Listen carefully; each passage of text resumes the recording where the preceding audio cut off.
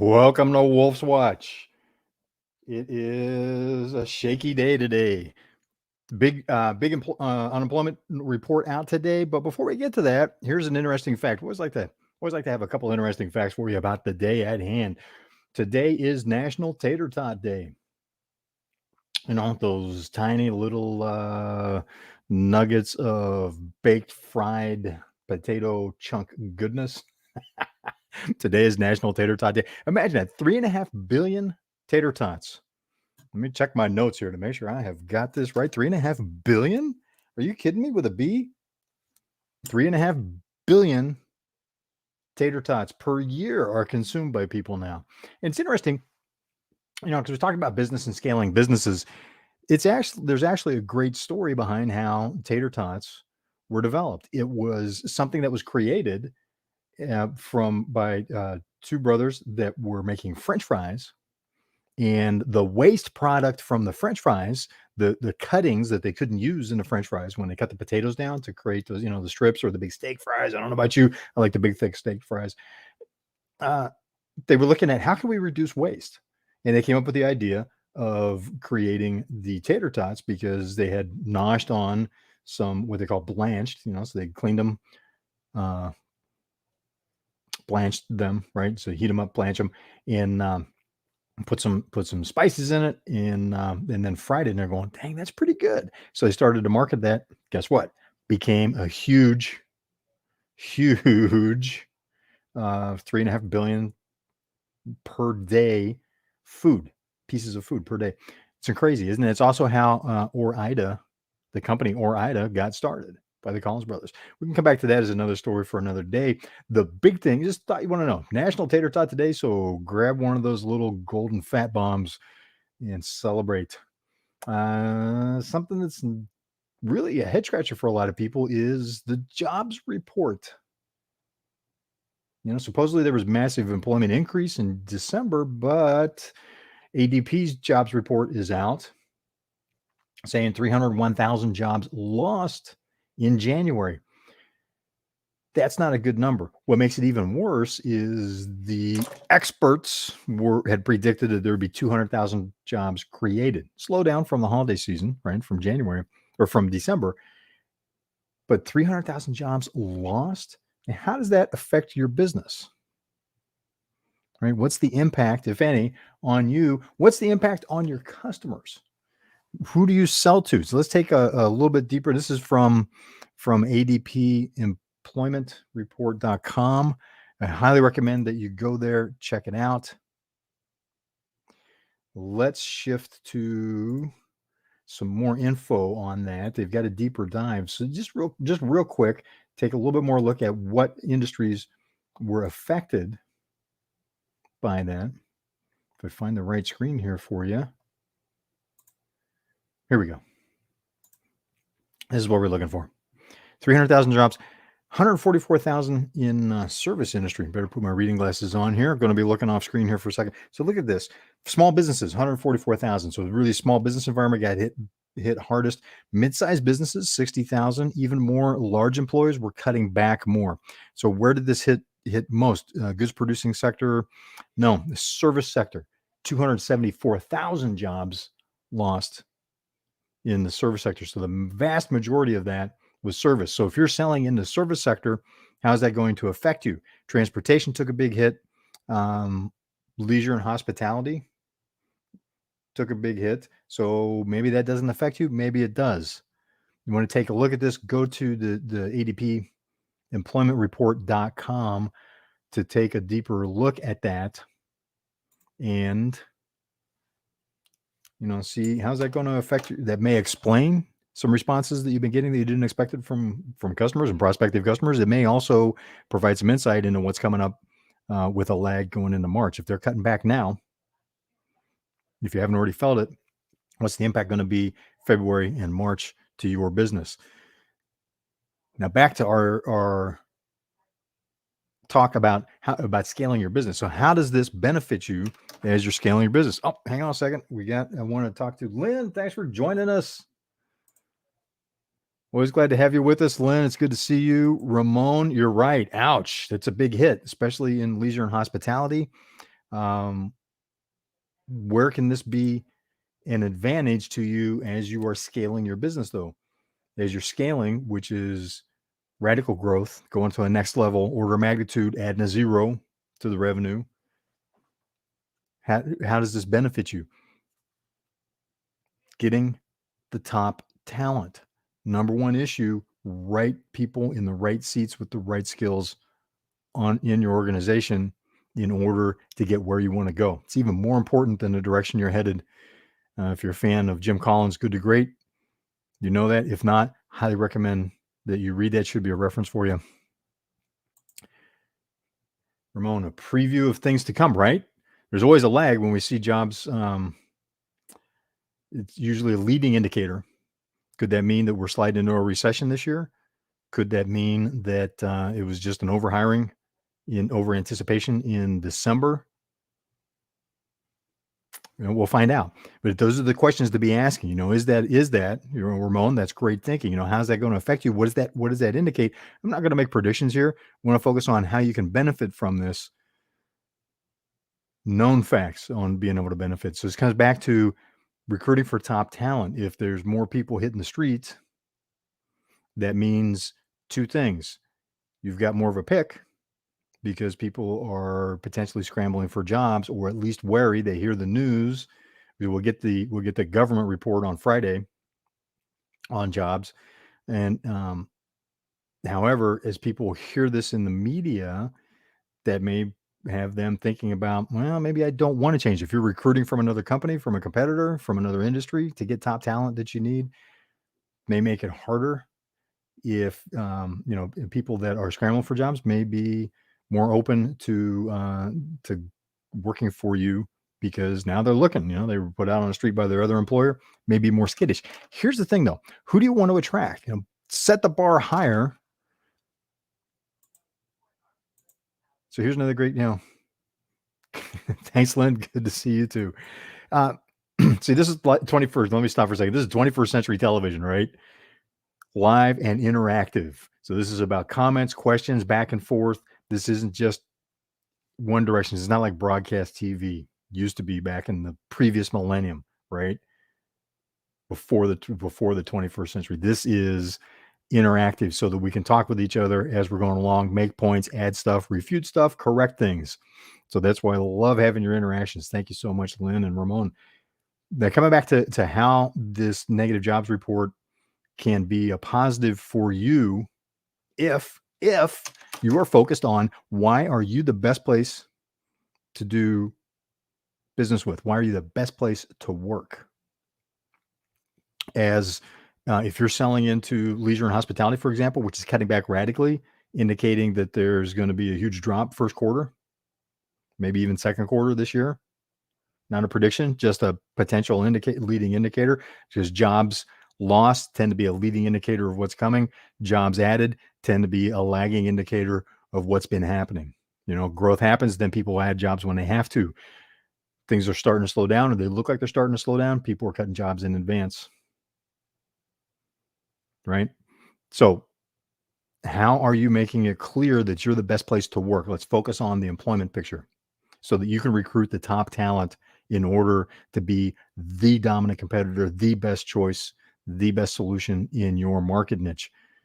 A key to that is why. What's your mission? Why should people come to work for you? How does that help them with their lives?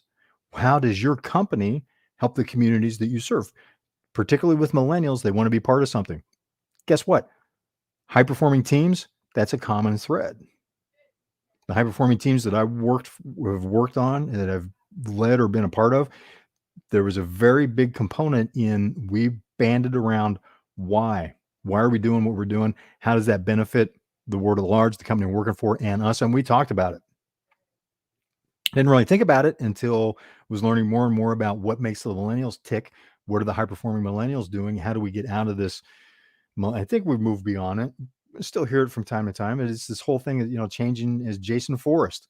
Look him up. He's someone you need to know in the training in behavioral change in the high performance environment. As Jason Forrest had advocated, he goes, look, we need to change the conversation about millennials for one thing, right? You want to get the best. They are a big millennials as a number, as a generation, are larger than the boomer generation.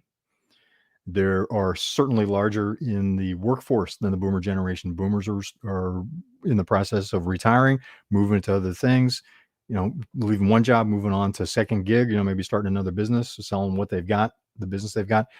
Millennials are running businesses, right? So if you want them on your team, and actually, if you want a high performing team, you need to have that why mastered. You need to have that clear. What's the mission for your company? Millennials, high performers in general, want to be part of something. They've got a lot of options, right? So they'll look at companies and go, all things being equal, if there's 2, 3 options out there, what discerns one as heads and shoulder better than the other? If you've got a clear mission, if you've got a clear why, working for you will be to their advantage to advance their career, to give them fulfillment in being part of something, because you've got a strong mission, you've got a strong connection to how you benefit the community that you serve, which you do, right? That's what being an entrepreneur, free enterprise, that's what it's all about. It's not just about making a buck. It's about seeing a problem, providing a solution, right? Fair trade of value, and getting rewarded well for it. Nothing wrong with that. Getting well rewarded financially for solving a problem for somebody, making someone's life better, your target market's lives better. Is being the ability, the clarity with which you can articulate that will attract. There's a lot of leverage in this. It attracts customers because they're going, hey, this is why we're doing business here, because this is what they're doing, what you're doing for the customer, what you're doing for the community that they're part of. It makes your team has a strong sense of what they're a part of. They're going, yeah, I want to be part of that. So research shows they work harder for that. They're dedicated to that. You want a group, the proverbial team that walks across broken glass or crawls across broken glass for you. That's a key part of it. Another thing that it does is makes it clear how every job in the company provides value to your customers, to your clients.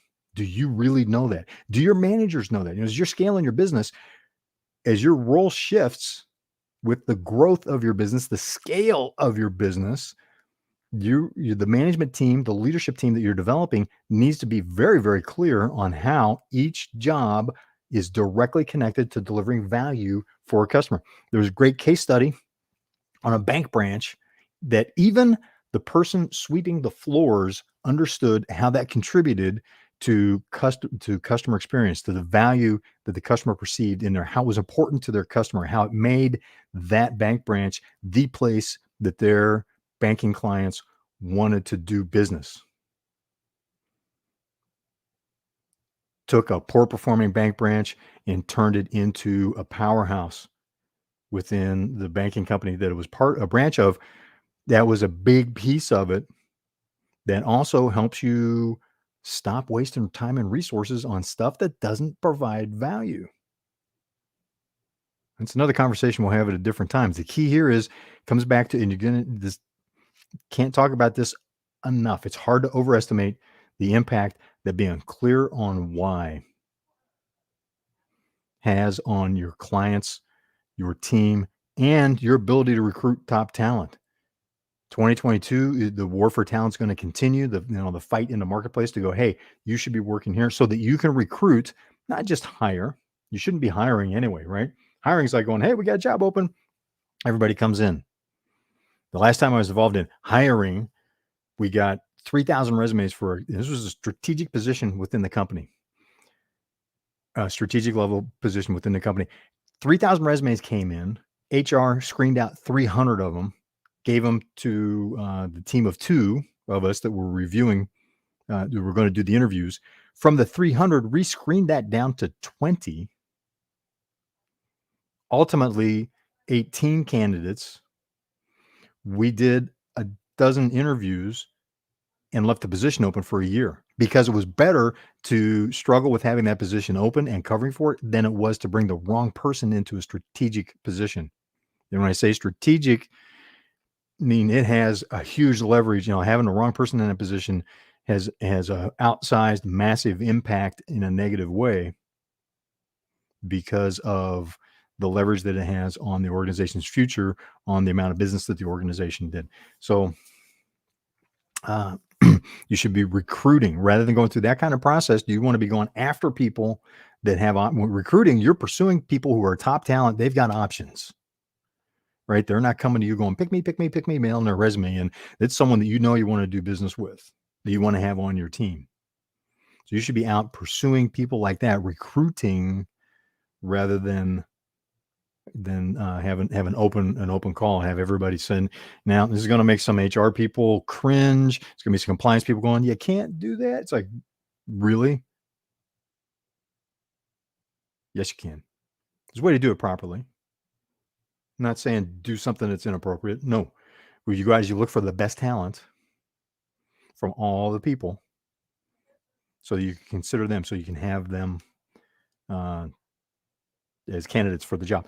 Now, we'll talk about that some more as the year goes on in future Wolf's Watch episodes as well. We're going to have some great interviews with people that have experience and expertise in that as well.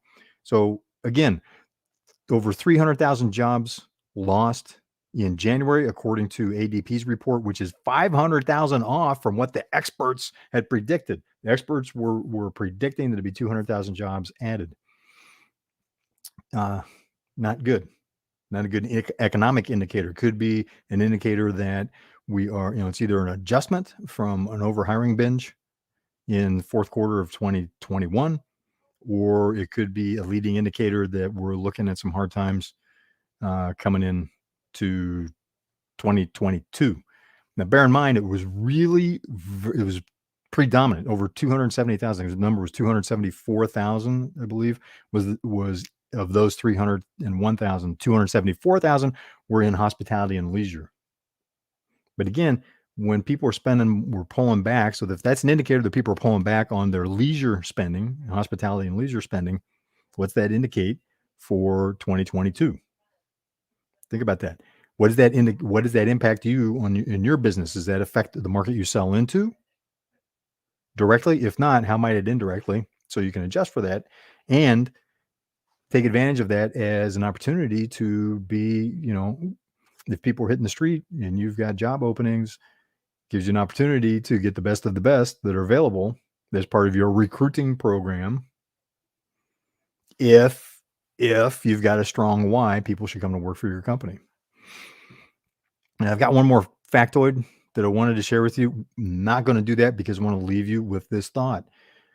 If you want to have the best possible people on your team so that you can scale your business, so you can deliver the value to your market, to your niche, to your prospective clients and current clients that you can, that was the reason for starting your business, you have to have a strong why, a strong mission that articulates how you impact, what you want to achieve, how you're impacting your marketplace, why people should work for you, why each job, and ideally each task within your company, why each of those are critical to delivering on that mission, to delivering that value. And then you'll have really, really exceptional people wanting to work for you. There's more to it than that, and that's one of the keys, particularly with the millennial generation. So thanks for being part of this. Thanks for Ramon and Lynn for your conversation in this as well. Glad you're part of the conversation. This is Wolf's Watch. I'm Wolf, and I look forward to talking with you again on our next episode tomorrow, and I will see you on